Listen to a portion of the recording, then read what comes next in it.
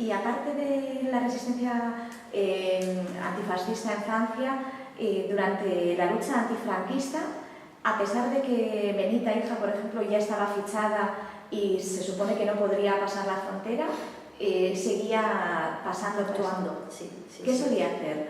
Pues toda mi familia, mi madre sola no, pero por ejemplo mi madre ya estando en Perpiñán, cada fin de semana cogía el tren y se iba a París a buscar un obrero. Y se lo traían en las maletas y lo repartían en el departamento y lo hacían entrar a España. Y durante muchos años, cada vez que el partido les mandaba o a entrar prensa o documentación, o a ver la familia de algún preso, a llevarles dinero, pues se iba sola con una maleta con doble fondo o con un oso. Yo me acuerdo que un día llevó un oso y el oso estaba lleno de papeles dentro importantes, y se iba sola. Y a veces le ocurrió, algunas veces, algunos sustos, pero siempre nos lo contaba como una anécdota, no para valorizar lo que hacía, pero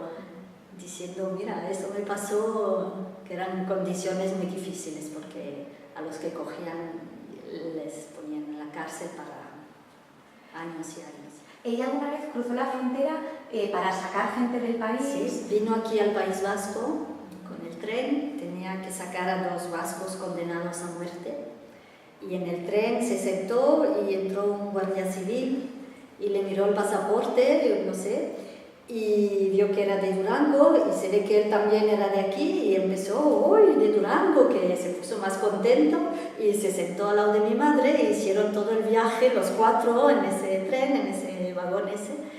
y mi madre pues con la sonrisa y más natural que nunca, y los 2 condenados enfrente del guardia civil hicieron todo el camino así, que eran cosas muy fuertes.